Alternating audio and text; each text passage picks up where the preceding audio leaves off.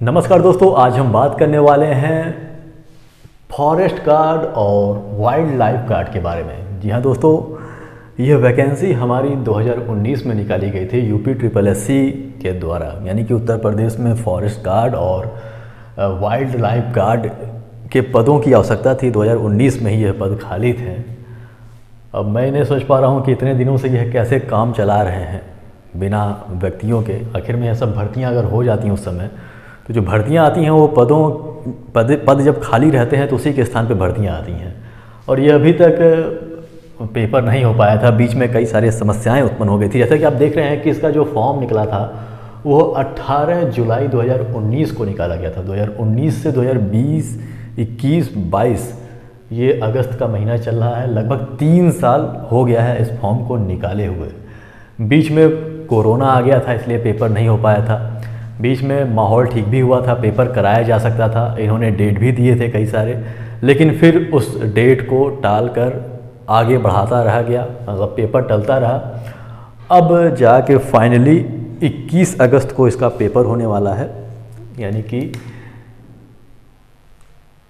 21/8/2022 को इसका पेपर सुनिश्चित हुआ है, संडे के दिन। और इसका एडमिट कार्ड भी जारी कर दिया गया है। तो अब फाइनली ये माना जा सकता है कि यह अब पेपर हो जाएगा। तो इतने दिनों से यह पेपर नहीं हो पाया था, तो जो लड़के फॉर्म भरे थे, बहुत लोगों की तो शादी हो गई होगी, या फिर बहुत लड़के ऐसे होंगे जो कहीं और नौकरी पा गए होंगे। ये कोई बहुत बड़ा पोस्ट है भी नहीं देखा जाए तो। भाई जिसको आवश्यकता है उसके लिए तो सब कुछ है, लेकिन बड़ा पोस्ट ऐसे अभ्यर्थियों के लिए नहीं है जो पहले ही किसी सरकारी नौकरी में लगे हुए हैं। तो उनके लिए ये पेपर देना कोई बहुत ज़्यादा आवश्यक नहीं है। और मुझे लगता है कि बहुत सारे, देखिए, हेड कांस्टेबल की वैकेंसियाँ जो निकली थी यूपी में, उसके बाद बहुत सारी रेलवे की भी भर्ती आई थी, तो उसमें बहुत सारे लड़के अगर चयन हो गए होंगे तो मुझे लगता है कि वो इसका पेपर देने आएंगे। फ़िलहाल बहुत लंबा समय हो गया है, तो इसके बारे में थोड़ा सा जान लेना ज़रूरी है कि इसका चयन प्रक्रिया किस प्रकार से होता है, किस किस स्टेज से आप लोगों को गुजरना होगा इसमें चयन के लिए। ये सभी आप लोगों को पता होना ज़रूरी है, क्योंकि जैसा कि आप लोग जान रहे हैं कि 21 तारीख को रिटर्न एग्ज़ाम इसका कराया जाएगा। उसके बाद सारी प्रक्रिया, इसमें आगे की जितनी भी सारी प्रक्रिया हैं वो भी ली जाएंगी धीरे धीरे। तो आप लोगों को सही जानकारी होना आवश्यक है कि आप अपनी तैयारी कंप्लीट रख सकें, ताकि किसी प्रकार की समस्या ना हो। असल में देखा जाए, अगर 2019 में इसका पेपर करा लिया जाता या फिर 2020 में करा लिया जाता तो संभावना थी कि कंपटीशन ज़्यादा होता। तो जिस प्रकार से इसमें देरी दिखाई गई है, जिस प्रकार से इसमें देर हुआ है, इससे यह कह सकते हैं कि कहीं ना कहीं इसके कंपटीशन में कमी आई है।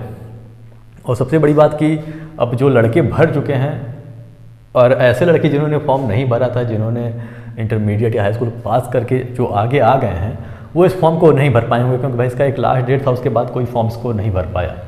तो कहीं ना कहीं ऐसे अभ्यर्थी जो सिलेक्शन नहीं ले पाए हैं अभी तक, उनके ज्ञान में भी वर्धन हुआ होगा, यानी कि वो भी कुछ ना कुछ नया ज़रूर सीखे होंगे।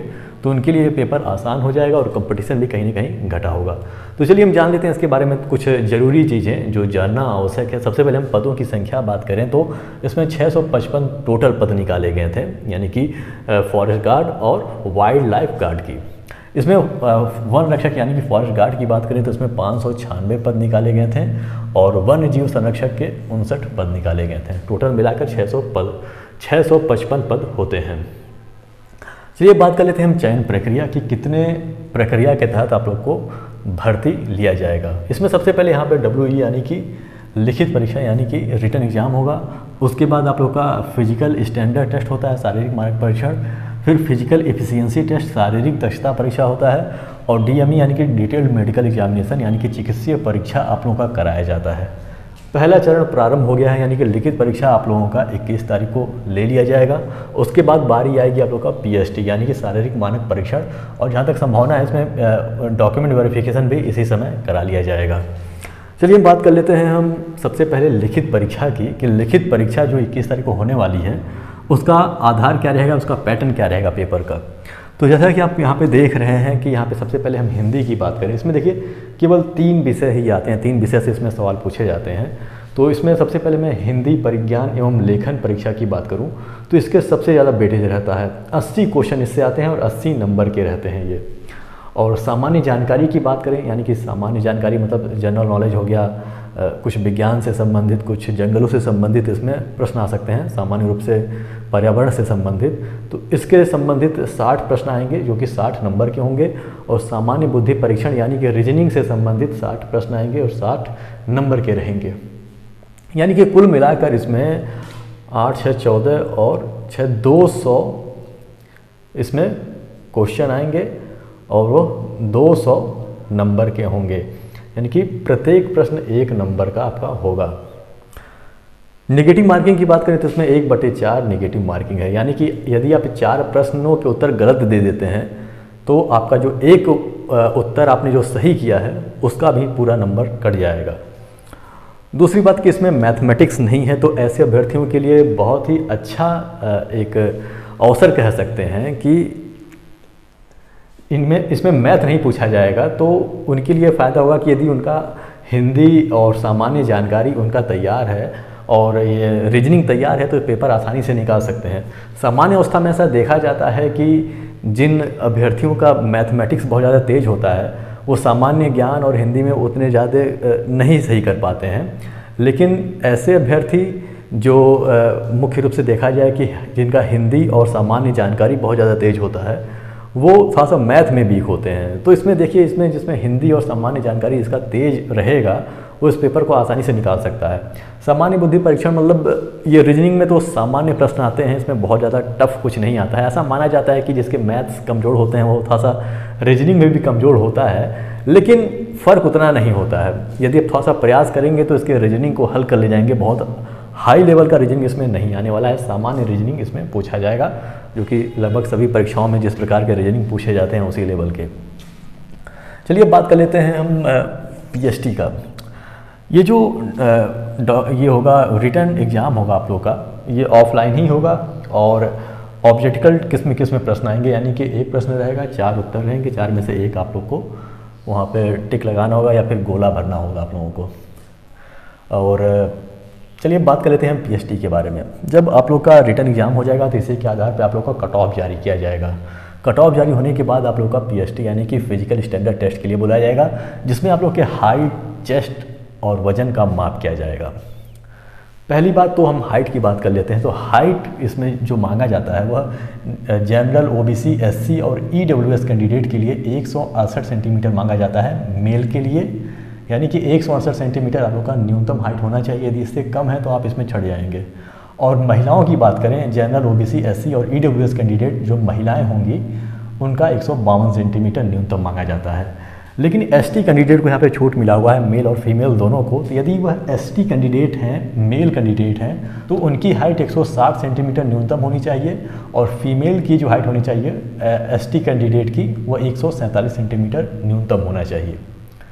तो अब हम बात करते हैं चेस्ट की। तो चेस्ट इसमें देखिए जनरल, ओबीसी, एससी और ईडब्ल्यूएस के लिए 79 सेंटीमीटर मांगा जाता है और इसमें एसटी कैंडिडेट की बात करें तो 77 सेंटीमीटर मांगा जाता है। यह नॉर्मल चेस्ट है, यानी कि जैसे आप ऐसे चुपचाप खड़े रहते हैं बिना सीने पे फुलाव के, तो ऐसी जो चेस्ट की जो न्यूनतम चेस्ट होना चाहिए आप लोग का वो 79 सेंटीमीटर इन सब का होना चाहिए और एसटी कैंडिडेट का 77 सेंटीमीटर न्यूनतम होना चाहिए। और 5 सेंटीमीटर का फुलाव दोनों के लिए आवश्यक है, यानी कि 79 और 5 ये मिला के 84 सेंटीमीटर हो जाएगा, यानी कि 84 सेंटीमीटर आप लोग का फुलाव चाहिए और इनके लिए 82 सेंटीमीटर न्यूनतम फुलाव आवश्यक है।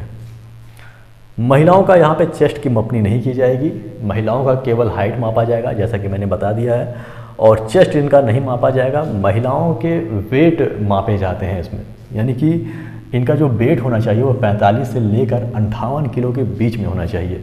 यदि 58 किलो से ज़्यादा उनका वेट है तो उन्हें ओवर वेट मान लिया जाएगा, और यदि 45 किलो से कम है तो उन्हें कम वेट के हिसाब से इनका सिलेक्शन नहीं हो पाएगा। असल में वज़न का तो अलग अलग मेडिकल के हिसाब से उसमें मापा जाता है, यानी कि हाइट के हिसाब से वज़न का मापन किया जाता है। तो देख लीजिएगा आप लोग। उसके बाद हम बात करते हैं पीईटी का। पीएचटी क्वालिफाइंग नेचर का है, इसमें आपको बस पास होना है। यदि जो भी न्यूनतम अर्हता इसमें दिया गया है उतना आप प्राप्त कर लेते हैं तो आप क्वालिफाई माने जाएंगे और अब आपको आगे बढ़ा दिया जाएगा, यानी कि पीईटी के लिए आपको भेज दिया जाएगा। पीईटी की बात करें यानी कि फिजिकल एफिशिएंसी टेस्ट की बात करें, तो इसमें कि दौड़ कराया जाएगा। तो इसमें मेल को दौड़ना होगा 25 किलोमीटर की दौड़ 10 केजी वजन लेकर और 4 घंटे में ये पूरा करना होगा। फीमेल की बात करें तो 14 किलोमीटर का दौड़ है और 4 घंटे में इन्हें पूरा करना होगा। चलिए बात कर लेते हैं हम दौड़। इसमें बहुत लोग ये कहते हैं कि इसमें चाल चलना होता है 25 किलोमीटर का, लेकिन यदि आप चलते हैं तो ये मुश्किल काम है कि आप 25 किलोमीटर 4 घंटे में पूरा कर सकें। तो मैं इसलिए दौड़ कह रहा हूँ, या फिर इसके नोटिफिकेशन में भी दौड़ शब्द का ही प्रयोग किया है, क्योंकि ये मैं आपको सामान्य तौर पे बता दूँ कि आप कितना भी तेज़ चलते हैं, जब तक आप उस चाल में थोड़ा सा दौड़ शामिल नहीं करेंगे तब तक 4 घंटे में 25 किलोमीटर चल पाना एक मुश्किल काम होगा। सामान्य इंसान की मैं बात करूं, सामान्य इंसान और एक औसत इंसान की मैं बात करूं, तो वह एक घंटे में लगभग 5 किलोमीटर चल सकता है, अगर अपनी पूरी क्षमता से चले। भाई चलने का भी एक क्षमता होता है ना, जब आप पूरे हाथ और पैर को फैलाते हुए भांजते हुए चलते हैं तो उसकी भी एक सीमा होती है। उसके बाद यदि आप थोड़ा सा अपनी रफ्तार बढ़ाना चाहेंगे तो आपको दौड़ना ही पड़ेगा। तो वही मैं बता रहा हूँ कि अगर अपने हाई स्पीड पे आप चलें तो 1 घंटे में केवल 5 किलोमीटर चल सकते हैं। इस हिसाब से हो गया 4 घंटे का हो गया 5 और 20 किलोमीटर, यानी कि आप अपनी क्षमता के अनुसार यदि चल रहे हैं, सामान्य इंसान अगर चल रहा है तो 4 घंटे में केवल 20 किलोमीटर ही जा पाएगा। 5 किलोमीटर अभी भी शेष रह जाएंगे, चूँकि 25 किलोमीटर टोटल है। तो 5 किलोमीटर जो शेष बचा है इससे आप कैसे पूरा करेंगे? तो इसे पूरा करने के लिए 4 घंटे में आप लोग को बीच बीच में दौड़ भी लगाना होगा। देखिए, मैं ये नहीं कहता हूँ कि आप पूरा दौड़िए, क्योंकि 25 किलोमीटर डायरेक्ट मतलब पूरा दौड़ पाना शुरू से लेकर अंत तक बहुत मुश्किल काम है। ये केवल जो बड़े बड़े ऐसे धावक होते हैं जो जिन्हें बहुत लंबी दौड़ना होता है, केवल वही ऐसा कर सकते हैं। एक सामान्य इंसान ये नहीं कर सकता है। ये दौड़ आसान आपके लिए इसलिए हो सकता है क्योंकि देखिए, जब आप चलते हैं कुछ दूर, फिर दौड़ते हैं, फिर चलना शुरू करते हैं, तो ज़्यादा मुश्किल नहीं होता है, क्योंकि आप जब चलना शुरू कर देते हैं तो आपका सांस नहीं फूलता है, ना ही पैरों में तकलीफ़ होती है। सांस मुख्य रूप से तब फूलता है जब आप दौड़ना शुरू करते हैं। तो मान लीजिए कि आप शुरू में 1-2 किलोमीटर चल रहे हैं और चलने के बाद फिर आप 1-2 किलोमीटर दौड़िए धीरे धीरे कदमों से। ये नहीं कि आप बहुत धावक की तरह बहुत तेज़ दौड़ने की आवश्यकता नहीं है। जैसा कि मैंने कहा कि एक हाई स्पीड होती है चलने की। हाई स्पीड जब आप प्राप्त कर ले रहे हैं चलने की, तो उसके बाद दौड़ने के लिए जो रफ्तार बढ़ाते हैं, यानी कि धीरे जो चाल से जो दौड़ा जाता है, बस वही आप लोग को चाल चाहिए दौड़ने में भी।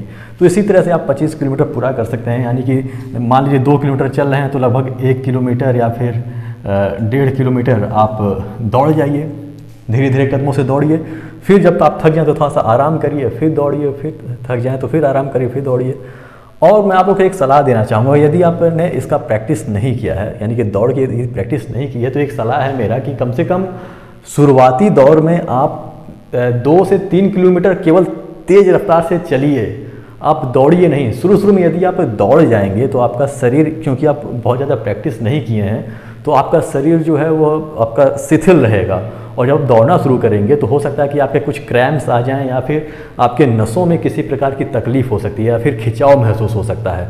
तो सबसे ज़रूरी चीज़ है कि 25 किलोमीटर दौड़ पूरा करने के लिए आप लोगों को सबसे पहले अपने शरीर को गर्म करना होगा। और शरीर को गर्म करने का सबसे आसान तरीका है, क्योंकि बहुत लंबी दौड़ है, तो कम से कम 2-3 किलोमीटर जब शुरुआती दौर में जब दौड़ शुरू करेंगे तो आप बस बहुत तेज़ गति से चलिए, ताकि आप सुरक्षित भी रहेंगे, कोई किसी प्रकार का क्रैम्प्स आपके शरीर में नहीं आएगा, आपके पैरों में किसी प्रकार की कोई तकलीफ नहीं होगी। और जब गर्मी आपके पैरों में महसूस होना शुरू हो जाएगी और जब शरीर गर्म हो जाएगा, यानी कि जो नसें होंगी वो भी थोड़ा सा ढीली हो जाएंगी, तब आप दौड़ना शुरू करिए। 2-3 किलोमीटर शुरुआती दौर में आप बस चलिए। यदि आपकी प्रैक्टिस नहीं है तो उसकी मैं बात कर रहा हूँ।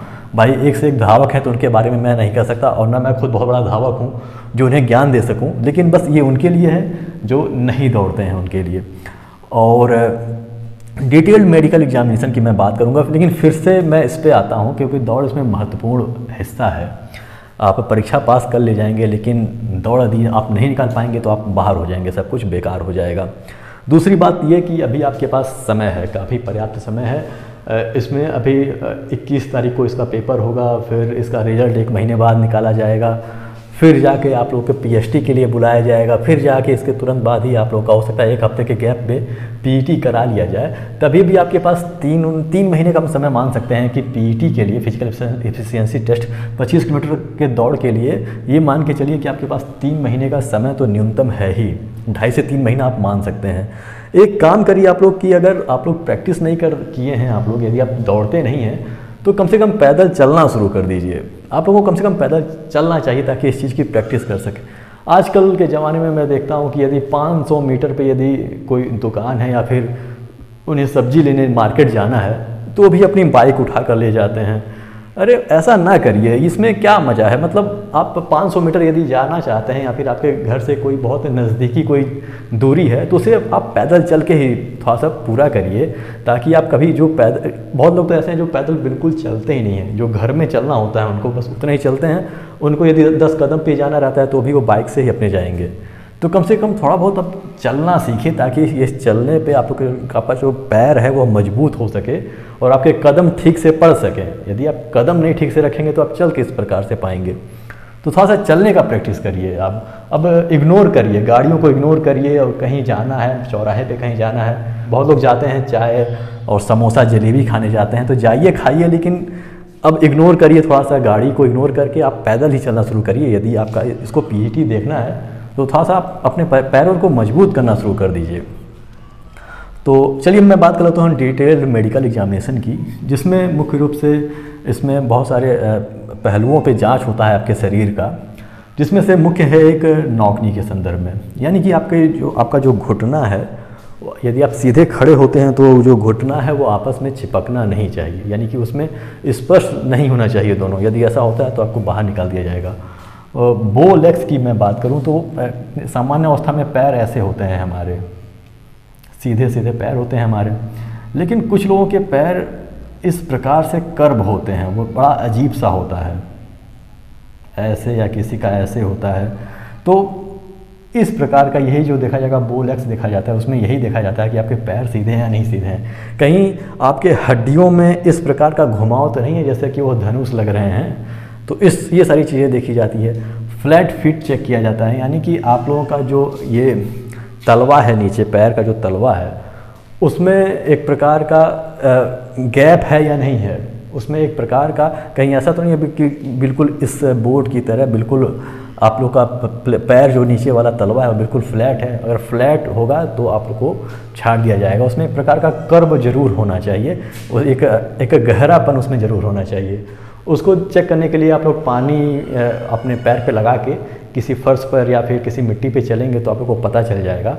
यदि इस प्रकार का शेप बन रहा है उसमें, इस प्रकार का पूरा यहाँ पे हल्का सा गड्ढा, यहाँ पे मतलब यहाँ पे हल्का सा गैप दिखाई दे रहा है, तो समझ जाइए कि आप ठीक हैं। यदि आपके पूरे पैर का उभार ऐसे ऐसे उस पर आ गया है तो आप समझ जाइए कि गड़बड़ है आपका पैर। उसके साथ ही इसमें वेरिकोज वेन्स की भी जाँच की जाती है, यानी कि बहुत सारे बच्चों में आप देखते होंगे कि जो नसें होती हैं वो अजीब तरह सा उभर आती हैं हमारे पैरों में, या फिर हाथों की जो नसें होती हैं बहुत अजीब सा उभर के वो सिकुड़ी हुई रहती हैं और ऐसे ऐसे बिल्कुल अजीब सा देखने में लगता है वो। तो यही होता है वेरिकोज वेन्स, ऐसे लोगों को भी छाड़ दिया जाता है। अब सामान्य अवस्था में कि बहुत लोगों की नसें दिखाई देती हैं, आप देखेंगे तो हरे रंग की नसें लगभग सभी लोगों के शरीर में दिखाई देंगी, तो वो समस्या नहीं है, उससे किसी भी प्रकार के डरने की आवश्यकता नहीं है आप लोगों को।